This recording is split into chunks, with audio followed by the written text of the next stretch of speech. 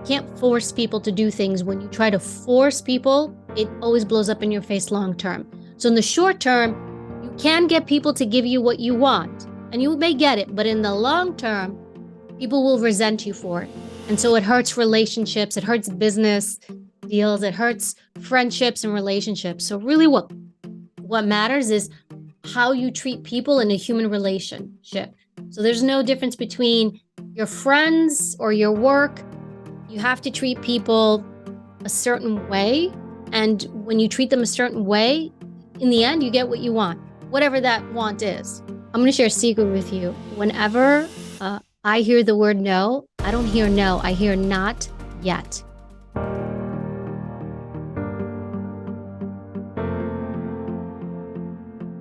Today we're here with Evy Poumpouras, a former Secret Service agent, writer, and national TV contributor who has covered topics such as national security, law enforcement, and criminal justice. Evy was on the Presidential Protective Division for President Barack Obama and First Lady Michelle Obama. Her heroic efforts as a first responder following the 9/11 terror attacks on the World Trade Center in New York City earned her U.S. Secret Service Valor Award. How are you doing today, Evy?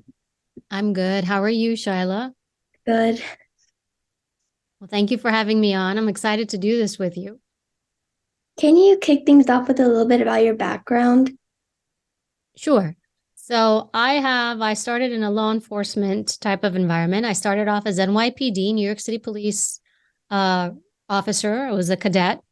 And then from there, I went into the U.S. Secret Service as a special agent. So as a special agent, it's a dual mission agency. So it means you have two main missions. Most agencies have one mission. The dual mission was we did protection. So like you just mentioned before, I was with President Barack Obama, but I also protected George Bush Jr., George Bush Sr., President Ford, who else? The Clintons, the first family. So you do protection. So it's current president and former president. So I named some former presidents in there.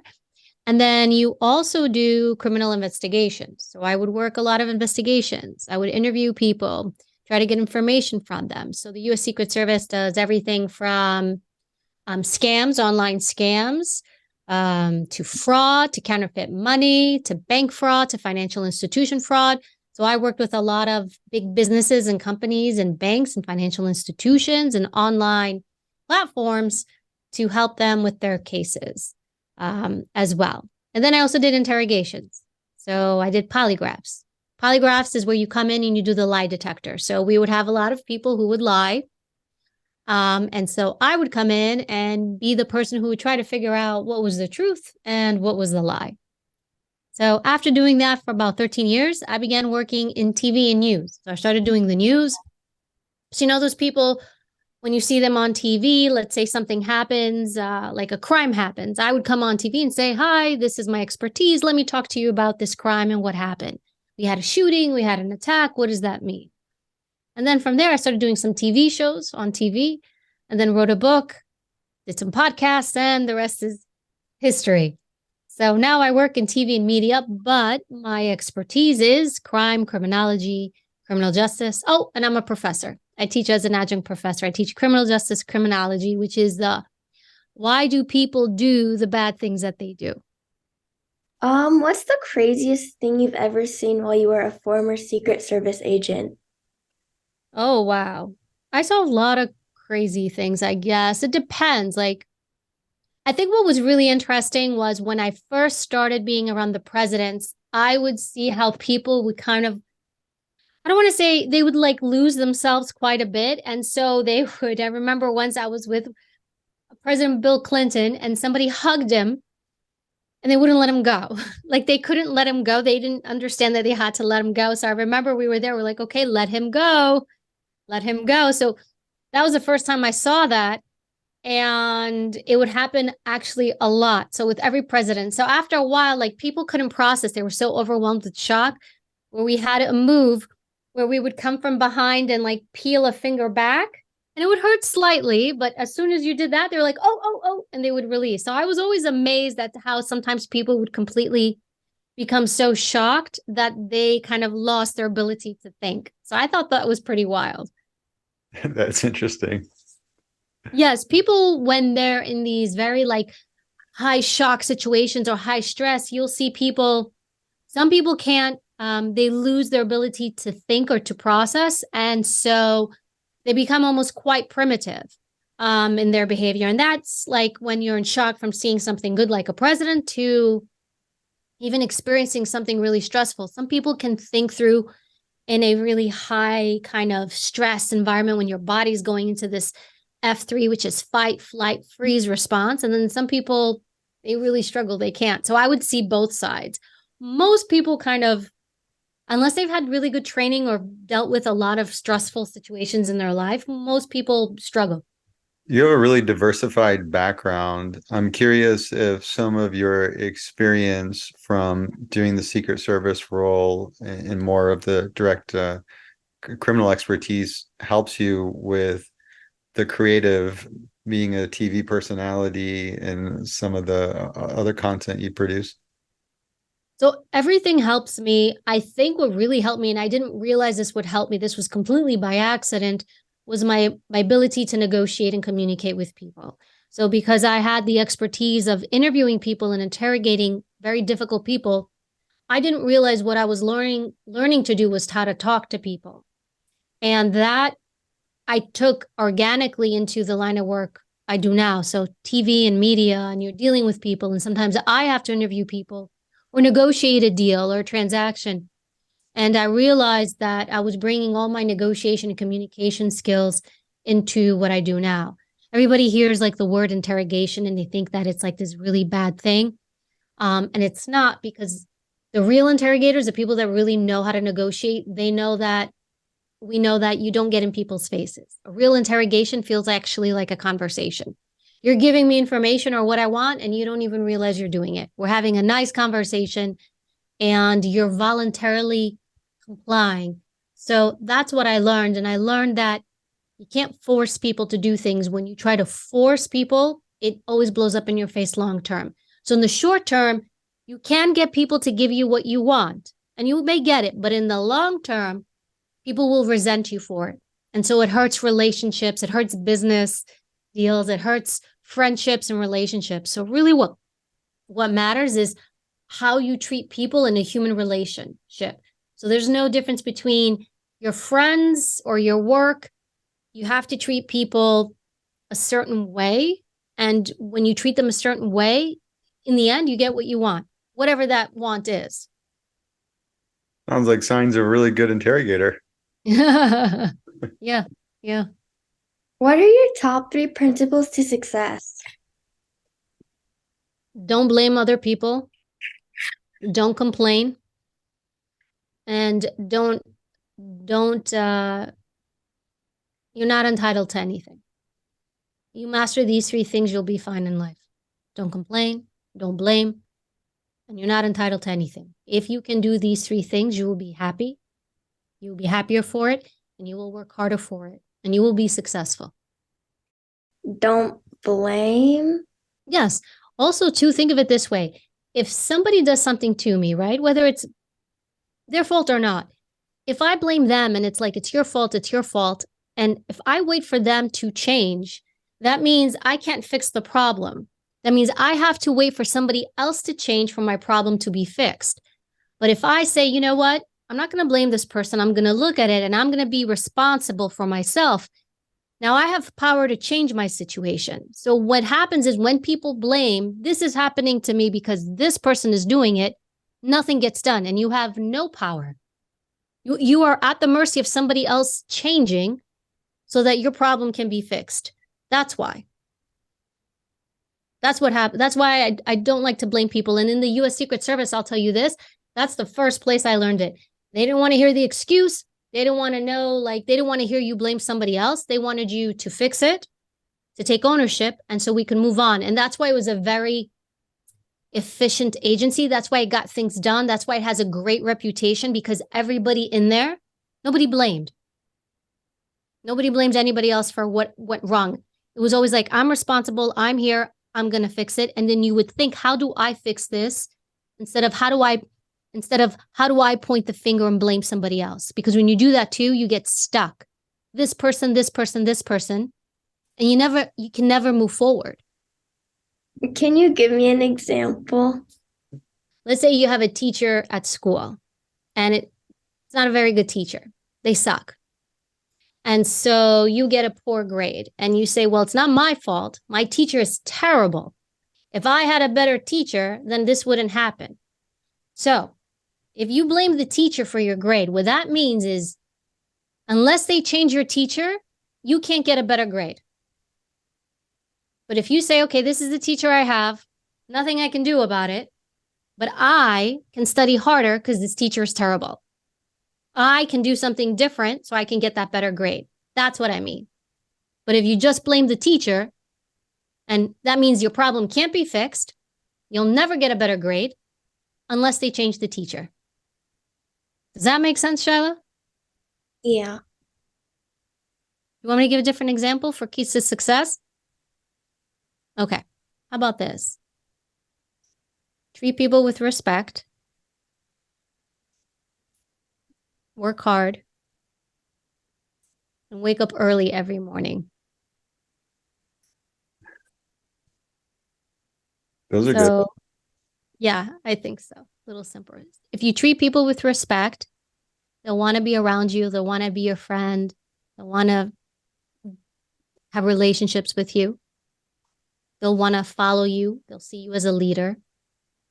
You know, if you work hard, you will surpass everybody else, because a lot of people don't want to work hard. They want easy. Nothing is easy. So when you work hard, it comes to you. And then wake up early is a huge one. When you wake up early, you're ahead of everything and everyone, and you're able to work hard and do things. In the Secret Service, we all woke up early. So did the president. All the presidents woke up early too, just so you know. What time they wake up? They're all different times, but they would wake up early. And a lot of them, what they would do is they would wake up very early to make sure they did the things for themselves. So I wrote about this in my book. So for example, the president and the first lady, Barack Obama, Michelle Obama, they would wake up early. They would do their workouts. They would read the paper to see what was going on in the world. They would do the stuff for themselves and for their family. The first lady would get Malia and Sasha ready for school. So they would be up and get themselves together, and then they would go to work. So they would take care of themselves instead of just waking up and going straight to work. You know, they would take care of themselves. Because if you take care of yourself, you have time to get ready. You pick the outfit that you want to wear and you feel good in that outfit. You're prepared, you eat. Then you're off to a good start. You know, you're thinking clearly. You're doing things, you're prepared. You're not rushing and chaotic.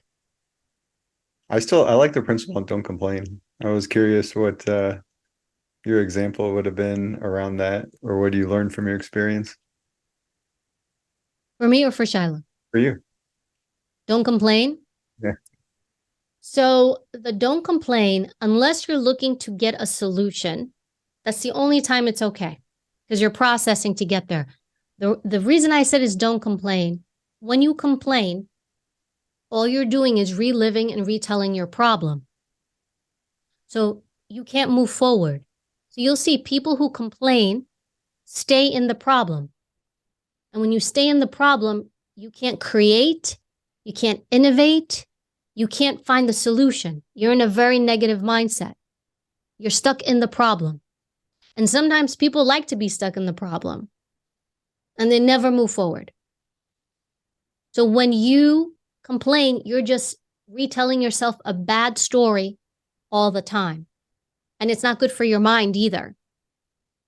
It doesn't help you create solutions. So if the goal of complaining leads you to solution, then it's okay. But if you're just doing it to complain and complain and complain, you create a bad habit of never being able to solve problems, and you just stay in the problem.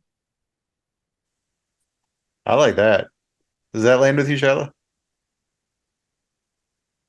How do you get somebody that may be a complainer to become self-aware? about that behavior and maybe change it? I think it depends. Well, one, it depends on the person's age. If it's Shyla, she can learn that from a young age. The older somebody is, the harder it is for them to change unless they see the problem. So if you see it and they don't, there's nothing you can do. One other thing that helps people sometimes is to look at who you're around. If you're around people who complain, then guess what? You're going to be a complainer. But if you're around people that don't do it, then you're not going to do it. So that person who does complain, if they're always around you and you don't complain, they might start to, it's called mirroring, almost like they may start to copy you and not complain. But you have to see like who they're around. So some people can shift, but some people can't. That's a good principle. Don't complain, because then you won't get stuck in the past and you can focus on finding solutions, moving forward. What's next? You can also give yourself a timetable, Shyla. You could say, you know what, I'm going to complain for the next hour. And then when I'm done, I'm done. And that's a really good thing. You can give it an expiration date. I like that. Because then you can move forward. You're like, you know what, I'm going to be mad for an hour. I'm going to complain for an hour. But then once the hour's up, I'm going to figure out, how do I solve this? Can you tell me about Principle 3? You're not entitled to anything. Okay. So you're not entitled to anything means if you have expectations that you should get certain things, you're not always going to get them. And so when you don't get them, the rejection can be very painful. You get upset, you get sad. It makes you think people don't like you. Because the truth is, Shyla, you're not going to get everything. You're going to hear no. Sometimes it's just not going to work out. And if you don't expect to get everything, then you're also not going to be let down. But if you kind of go in and say, okay, I'm going to try really hard to do this. If I don't get it, though, it's okay. Because sometimes if you don't get something, people get really sad. They get depressed. They get like, oh, what's wrong with me? Nothing's wrong with you. Sometimes we just don't get what we want. And it's okay. We're not entitled to everything. And then also, when you think like that, I'm not entitled, guess what you do? You work harder. Because you're like, all right, I'm not always going to get what I want, but I'm going to work really, really hard so that I can do everything I can to get what I want. But if I don't get it, it's okay. I like that mindset. Teach me how. How do you do that? How do you keep your mind at that point when you're that determined and you keep your expectations low so these things don't let you down when they don't go your way? I think it's just reminding yourself that you always want to manifest something. So you want to do everything you can to make something happen. But you also you want to catch yourself and not look at other people to be, where's what I want? Where's I want this? It's like, okay, well, go get it. Go make it. Because sometimes what we do is we get mad at other people for not giving us what we want, or then we get upset with ourselves when we get rejected. So catch yourself. I think about a situation where maybe when something doesn't work out and say, that's okay. I'm not entitled to this. It's really just thinking about it. And so if something doesn't happen, telling yourself in that moment when you start to get sad and upset, that's okay. I'm not always going to get everything, but I can figure out and work harder to try to get what I want. If you wait for something to land in your lap because you think you deserve it, other people are going to beat you because they're going to work harder. Well, it sounds like self-aware is a big part. Being self-aware is a big part of that maybe you are having an emotional response to not getting what you wanted, but being self-aware enough that you take control and move in that direction to not let it get to you and be more determined. Yes. I think the more rejection you have in your life, the more stronger you are. I think when you try to protect yourself so much to not hear no, then you miss out on a lot of stuff because you just want to hear yes. And so what happens is when you hear no, it's like, oh my God, my world just fell apart. I think no is one of the best words you can hear. Kid, how do you process that? How are you going to play that in your world? Let me ask you a question, Shyla. Do you get upset when you hear the word no? Depends. Depends on what. Like if like I really want someone to say yes to something, then I would get upset. But if like I don't really care about someone's opinion or like whatever they tell me, then I'm not really gonna like get upset. I'm going to share a secret with you. Whenever I hear the word no, I don't hear no. I hear not yet. So it means, okay, I didn't get my yes yet. That's all it means. Because then whatever you want doesn't just die or it doesn't get killed. You know what I mean? The idea, it's like, all right, it's not yet. So how do I get to the yes? That's always helped me deal with no's. So I don't look at it like, oh no, it's an absolute no. It's like, no, it just means not yet. And that will help you so that you don't give up, so that you don't just say, oh, I'm going to give up. You have to figure out, okay, why did I get the no? What can I do to change the no? Who's telling me the no? Maybe I need to go to somebody else to get my yes. What do I need to do differently to not hear no? Can you tell me more about treating people with respect? How is that gonna get you ahead? Like, If you don't treat people with respect, they're not going to stick around. Nobody likes to feel bad. So when you don't treat people with respect, they don't want to be around you because being around you means I feel bad. You know what keeps people around you? It's not what you say or do really. It's like how people feel when they're around you. If people feel good when they're around you, then they're going to want to be around you. They want to be your friend. They want to sit next to you. They want to be your lab partner. They want to do things with you. But if they don't like how they feel when they're around you, then they go away. Then sometimes you lose good people. Think you ever have people that you're around and maybe when you're around them, you feel really good. You like being around them. Or do you have people like that? So do you like to do things like, do you want to spend more time with those people and do things with those people and say yes? yeah, Can you think of a situation where people maybe don't, or it doesn't feel good for you to be around? What was that like? like if they make you like do stuff and like they're always like rude to you for no reason, make you like feel bad for no reason, then like that's like it just doesn't give good vibes. It doesn't like you don't feel good around them. You just feel like you need to stay away from them.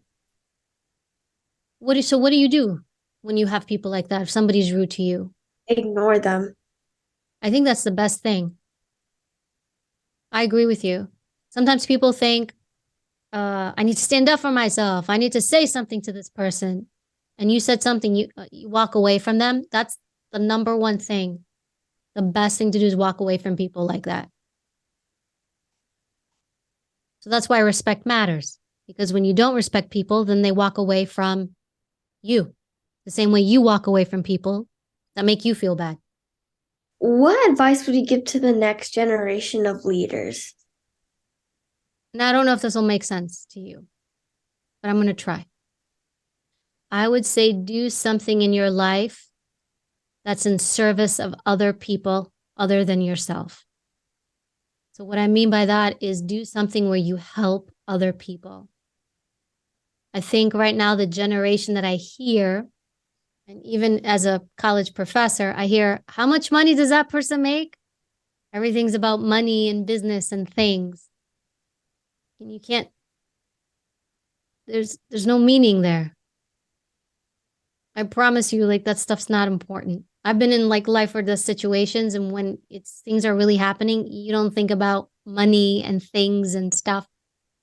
You think about people. So I would say be in service of humanity. Do something where you're helping other people. That's going to make you happier than anything out there. That's it. Just do something like that in your life. Can you give me, do you think you know what I mean by that? Can you give me an example, maybe? Like maybe like if someone's like stuck with something or they need a lot of help and they're like in a bad situation, you could help them by like fixing the situation. Like if someone needs help with their work, if the project if it's doing like 20 minutes, you can help them by like helping them. You don't need to like be like, "Oh, that's so sad." You're gonna fail. Instead, you could just help them so they could get ahead too. Yes. You can take time out of your day to help somebody. It doesn't do anything. It's not really for you, it's for them. Today, it's a very me world. Yeah. And right. And so that doesn't, it doesn't give you anything. Like, it's not, if you focus on how can I make the world better and help other people around me and take care of yourself, it has a very different meaning. And you're going to feel very differently too, Shyla. I always felt better, not when I had a big check in my hand, but when I could help other people. So like my job in the Secret Service and even in police, I was always helping people. You help people. And it was one of the best things I ever did in my life. Very nice. I'm curious about that question three, Shyla. If we can touch on a little bit about the bulletproof, what do you think?